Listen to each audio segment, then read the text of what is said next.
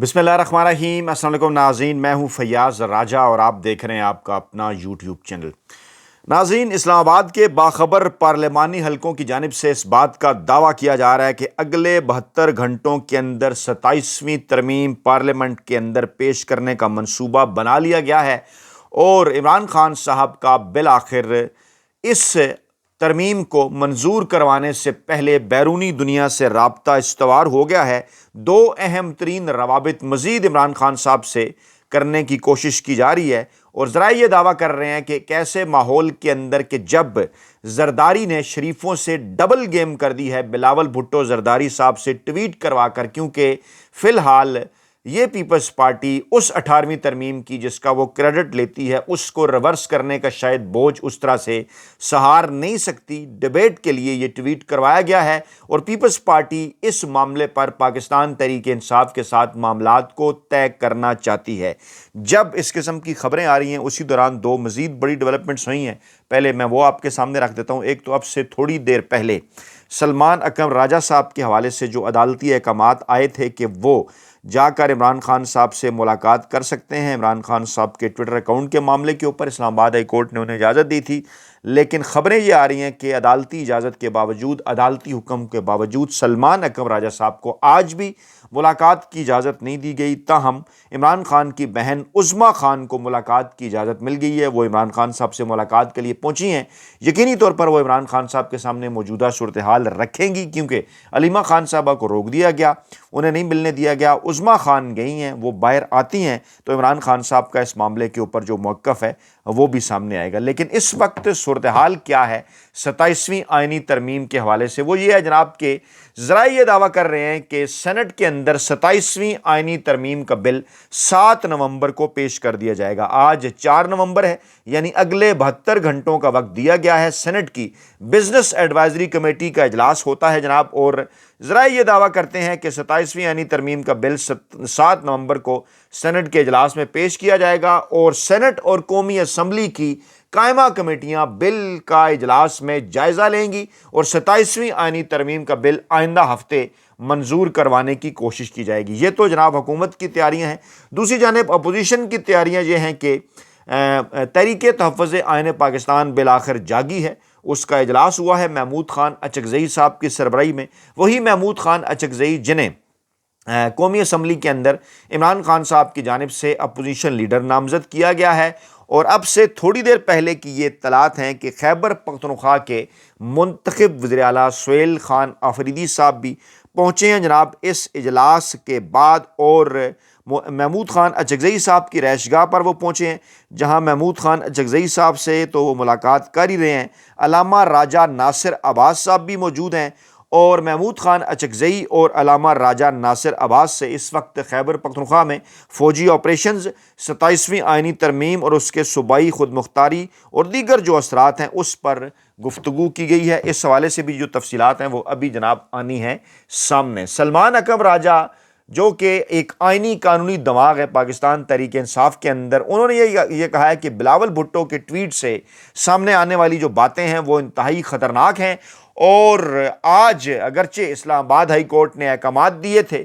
मेरे इमरान खान साहब से मुलाकात के, मैंने ये चीज़ें इमरान खान साहब के सामने रखनी थी, लेकिन मुझे इजाज़त जो है वो नहीं दी गई। हम 27वीं आइनी तरमीम को रद्द करते हैं, इस असम्बली के इस्तेकाक को ही रद्द करते हैं। कोई भी आइनी तरमीम इस फार्म 47 वाली असम्बली से मंजूर नहीं करवाई जा सकती। जो तफसीलात हैं जो बिलावल भुट्टो के ट्वीट से सामने आई हैं वो इंतहाई खौफनाक हैं। उन्होंने ये भी कहा कि पाकिस्तान में इस वक्त आइन के बुनियादी ढांचे को मुकम्मल तौर पर तब्दील करने की कोशिश की जा रही है। आज़ाद अदलिया के तसव्वुर को पहले ही ख़त्म कर दिया गया था, अब इसको मुकम्मल तौर पर दफन करने की कोशिश की जा रही है। बल्कि ये कहा जाना चाहिए कि आइने पाकिस्तान को कत्ल करने का मंसूबा है और उसके मुकाबले में आखिरी रुकावट सिर्फ़ और सिर्फ पूरा एतमाद इमरान खान है, जो कि अभी भी बड़े एतमाद के साथ इस पूरे हाइब्रिड निज़ाम के सामने डट कर खड़े हैं और अपना पूरा जोर हम लगाएंगे कि इस गैर आइनी तरमीम को हम असम्बलियों से, पार्लियामान से पास ना होने दें। हम हर हाल में इस तरमीम की हम मुखालफत करेंगे और हम समझते हैं कि तमाम जमातों को इस गैर आइनी और गैर कानूनी तरमीम की जो है वो मुखालफत करनी चाहिए। दूसरी जानिब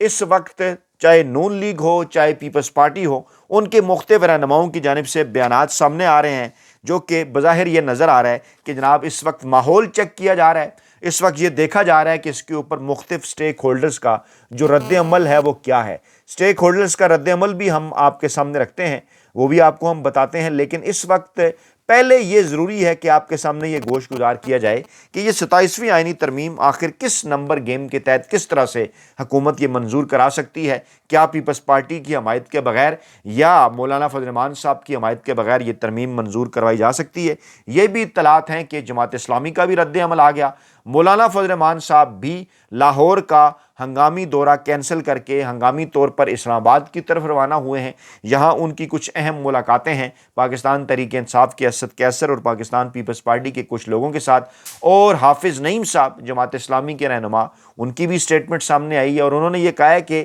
26ویں آئینی ترمیم بھی جناب ہم نے منظور نہیں کی تھی، اور ہم جو 27ویں آئینی ترمیم ہے وہ بھی ہم منظور نہیں کریں گے۔ لیکن سوال یہ پیدا ہوتا ہے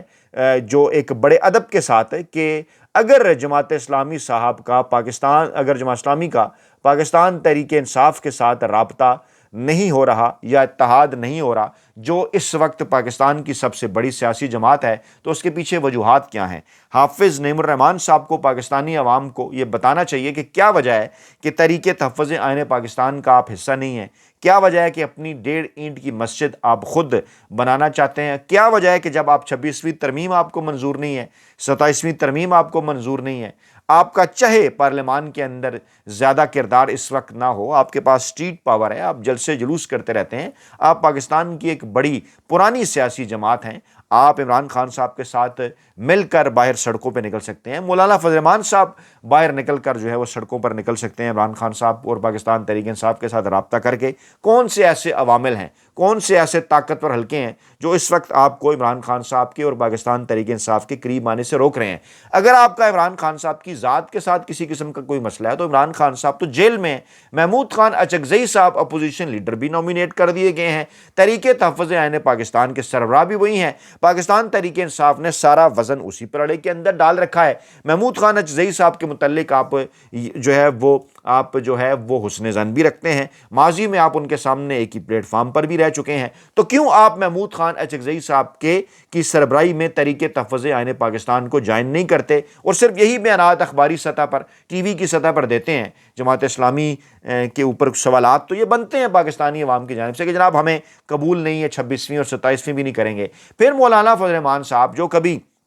یہ کہتے ہیں کہ 24 گھنٹے میں ہم اسلام آباد پہنچ جائیں گے، پھر کبھی کریڈٹ لیتے ہیں کہ 26ویں آئینی ترمیم میں نے جناب آئینی عدالتیں نہیں بننے دیں تو آئینی بینچ بن گیا، تو اب ایک بار پھر 27ویں آئینی ترمیم کے ذریعے آئینی عدالتیں نہ صرف بنانے کی کوشش کی جا رہی ہے بلکہ انگریز کا جو نظام تھا نا جوڈیشل مجسٹریٹی کا، وہ اس کو واپس لایا جا رہا ہے تاکہ اپنے سیاسی مخالفین کو رگڑا لگایا جا سکے۔ پھر ججز کے تبادلے کے براہ راست اختیارات جو ہیں وہ حکومت کو دیے جا رہے ہیں۔ اس کے بعد پھر آرمی چیف صاحب کی تعیناتی تو ایک معاملہ ہے، ان کو عہدے سے ہٹانے کا جو عمل ہے اس کو بھی پیچیدہ اور مشکل بنا کر کسی کمیٹی کے حوالے کیا جا رہا ہے کہ ایک ایگزیکٹو آرڈر سے وزیر اعظم ان کی عہدہ جو ہے وہ ختم نہ کر سکیں۔ پھر اسی طرح سے 18ویں ترمیم کے گلے پر بھی چھری پھیری جا رہی ہے، NFC ایوارڈ کو بھی چھیڑ چھاڑ اس کے ساتھ کی جا رہی ہے، اور مولانا فضل الرحمان صاحب جو صوبائی خود مختاری کے حوالے سے بات کرتے ہیں اور وہ کہتے ہیں جناب کہ صوبوں کو ساتھ لے کر چلنا چاہیے اور آئین قانون اور جمہوریت کے لیے بڑی بات کرتے ہیں، سوال یہ پیدا ہوتا ہے کہ ان کو کون سی چیز روک رہی ہے کہ وہ تحریک تحفظ آئین پاکستان کے پلیٹ فارم پر نہ جائیں اور اس وقت پاکستان تحریک انصاف جو کہ سب سے بڑی اپوزیشن جماعت ہے ان کے ساتھ مل کر اس ہائبرڈ نظام اس ہائبرڈ رجیم کے خلاف جدوجہد نہ کریں۔ سوالات تو اٹھتے ہیں نا عوام کے ذہنوں کے اندر کہ کون سے ایسے عوامل ہیں جو مولانا فضل الرحمان صاحب کو اور حافظ نعیم الرحمان صاحب کو عمران خان صاحب سے رابطہ نہ کرنے پر مجبور کر رہے ہیں۔ یہ جو سوال ہے نا کہ یہ رابطہ کیوں نہیں ہو رہا، اس سوال کا جواب مولانا فضل الرحمان اور جماعت اسلامی کو دینا ہوگا۔ کیا جب پاکستان کے آئین کا قتل ہو جائے گا، اس آئین کا کہ جس کو قتل کرنے سے بچانے کے لیے اس ہائبرڈ نظام کے سامنے، اس روایتی سیاسی مافیا کے سامنے اور ان طاقتور حلقوں کے سامنے سب سے بڑی رکاوٹ عمران خان صاحب ہیں، آپ ان کے ہاتھ جوائن کیوں نہیں کر رہے؟ آپ ان کے ساتھ مل کر کیوں نہیں چل رہے؟ اور رانا ثناء اللہ صاحب کہہ رہے ہیں کہ 27ویں آئینی ترمیم کے لیے ہم مولانا فضل الرحمان اور جماعت اسلامی سمیت جو ہے وہ سب کو منانے کا ارادہ رکھتے ہیں۔ اس سے پہلے اسد کیسر روابط کر چکے جماعت اسلامی کے ساتھ، مولانا فضل الرحمان کے ساتھ، کہ آپ آئیں ہمارے پلیٹ فارم سے مل کر پاکستان میں آئین قانون اور جمہوریت کی بحالی کے لیے جد و جہد کریں، لیکن تمام تر کوششوں کے باوجود جماعت اسلامی اور جمعیت علماء اسلام تحریک تحفظ آئین پاکستان کا حصہ نہیں بن رہی۔ اور کیا وجہ ہے کہ اس سے پہلے بھی مولانا فضل الرحمان کو پیپلز پارٹی اور نون لیگ نے منا لیا، اور اب بھی ان کی جانب سے اس بات کا دعویٰ کیا جا رہا ہے کہ وہ منا لیں گے۔ میں نے یہ اتنی لمبی گفتگو اس معاملے پر اس لیے کی ہے کیونکہ پیپلز پارٹی کی حمایت تو ناگزیر ہے ہی صحیح، اس کے ساتھ ساتھ سینٹ کے اندر بھی جمعیت علماء اسلام یا عوامی نیشنل پارٹی کے بغیر یہ ترمیم منظور نہیں کروائی جا سکتی۔ کیسے اس وقت 237 ارکان کی حمایت کا دعویٰ ہے قومی اسمبلی میں، آئینی ترمیم کی منظوری کے لیے 224 لوگ چاہیے، نون لیگ کے پاس 125 ہیں، پیپلز پارٹی کے پاس 74 ہیں، ایم کے ایم کے 22 ہیں، اور اس کے ساتھ ساتھ جو کاف لیگ ہے اس کے 5 ہیں، استحکام پاکستان پارٹی کے 4 ہیں، Muslim League Zia national party Balochistan Awami party یہ بھی حکومت کے ساتھ ہے، 4 آزاد ارکان بھی ان کے ساتھ ہیں، اور اس وقت قومی اسمبلی میں اپوزیشن کے ارکان کی تعداد 89 ہے، 89، جس میں آزاد ارکان یعنی پی ٹی آئی کے 76 ہیں، جے یو آئی فے کے 10 ہیں، بلوچستان نیشنل پارٹی، مجلس وحدت المسلمین، پشتونخوا ملی عوامی پارٹی کا ایک رکن ہے۔ اسی طرح سینٹ میں 2/3 اکثریت کے لیے حکومت کو عوامی نیشنل پارٹی، جمعیت علماء اسلام اور آزاد ارکان کی حمایت چاہیے ہوگی، کیونکہ سینٹ میں حکمران اتحاد کی تعداد اس وقت 61 ہے اور اپوزیشن ارکان کی تعداد 35 ہے۔ سینٹ میں 2/3 اکثریت کے لیے انہیں 64 لوگ چاہیے، اور ان کے پاس اس وقت جو لوگ ہیں ان میں پیپلز پارٹی کے 26 ہیں،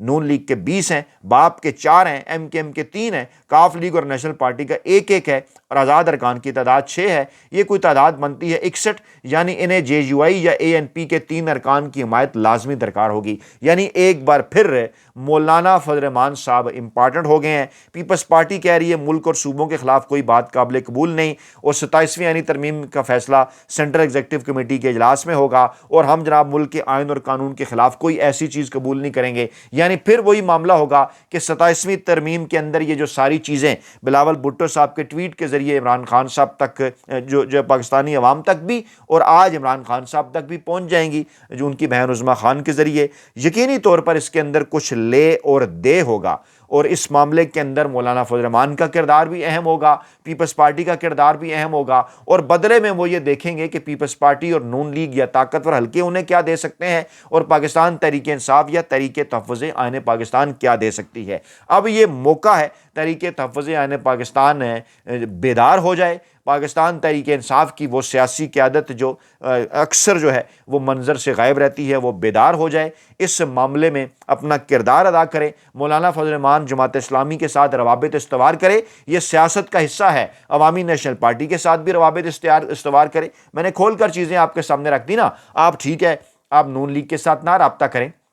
آپ پیپلز پارٹی کے ساتھ رابطہ کر سکتے ہیں۔ بلاول بھٹو زرداری صاحب نے ہماری اطلاعات کے مطابق ٹویٹ ہی اسی لیے یہ کیا ہے، یہ ایک ڈبل گیم ہے جناب آصف زرداری صاحب کی، کہ بلاول بھٹو زرداری کے ذریعے ٹویٹ بھی کروا دیا گیا کہ نون لیگ یہ کرنا چاہ رہی ہے، طاقتور حلقے یہ کرنا چاہ رہے ہیں، ہماری انہوں نے حمایت مانگی ہے، ہم سینٹرل ایگزیکٹو کمیٹی میں جا رہے ہیں، اب آپ بتائیں ہم نے کیا کرنا ہے۔ اب کیونکہ براہ راست پیپلز پارٹی کیونکہ 18ویں ترمیم کا کریڈٹ لیتی ہے، 1973 کے آئین کا کریڈٹ لیتی ہے، تو شاید وہ اب اس ذلت کا بوجھ اکیلے نہیں اٹھانا چاہتی، اس لیے ان کی کیا اوقات ہے کہ وہ انکار کریں۔ صورتحال تو اس وقت ایسی ہے نا کہ جس طرح سے اسٹیبلشمنٹ کے سامنے وہ پھنسے ہوئے ہیں، لیکن اس کے باوجود کیونکہ انکار وہ نہیں کر سکتے، تو یہ بال انہوں نے پاکستانی عوام کے، عدالتوں کے، دیگر سٹیک ہولڈرز کے کورٹ میں ڈال دی ہے کہ آئیں تحریک تحفظ آئین پاکستان ہم سے ملیں، آئیں مولانا فضل الرحمان ہم سے ملیں، آئیں عوامی نیشنل پارٹی بھی ہم سے ملیں جیسے نون لیگ مل رہی ہے، اور اس میں سے کچھ ہم نکالنے کی کوشش کریں۔ اب یہ ایک ایسا موقع ہے کہ جب